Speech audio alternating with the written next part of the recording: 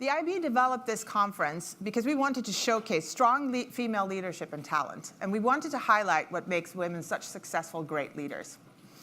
And when we embarked on this journey, it was really interesting. We were absolutely blown away by the large number of women and men who stood up and volunteered to speak and other ways participate and give us a lot of insight on how to program this. And we are thrilled that there are so many conferences that are dedicated to women right now, but we wanted to differentiate this one a little bit from others. Today, it's specifically focused on female leadership in the media, advertising, and tech industries.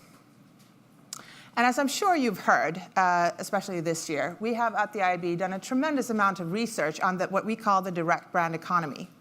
And one trend that we've seen is that there is an extraordinary number of direct brand founders that are women.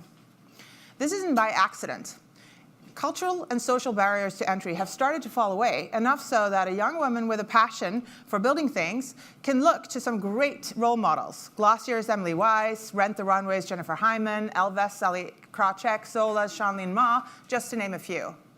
She can look to the examples of all of these passionate women who are building companies and understand that she can do it too. And you'll hear from some female founders today, yes. But you will also hear from some truly brilliant female bosses.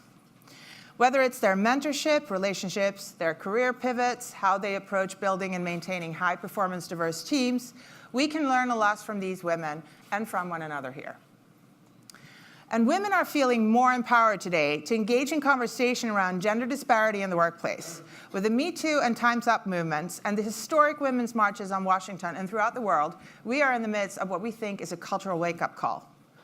We are feeling, at least to some extent, more emboldened to have candid discussions and debates around gender and inequality. And here are some proof points. According to Associated Press, more women than ever are running for open seats in Congress, in many areas where the seats never before have been filled by women. And the 2017 Fortune 500 list included a record number of female CEOs, and a recent Fortune article highlighted the fact that more women are becoming chief operating officers of some of the hottest tech companies in the world. In addition to Facebook's Sheryl Sandberg, we now have female CEOs of Instagram, Airbnb, Twitter, Twitch, and Pinterest, and the list goes on.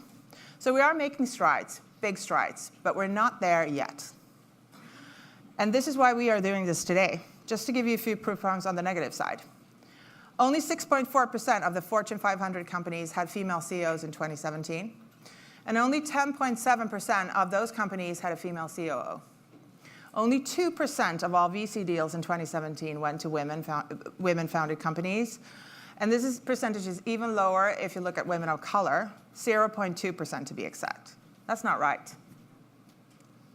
Last month, on April 10th, we celebrated Equal Pay Day, a date that marks how much further into the year a woman would need to work to earn the equivalent of a man.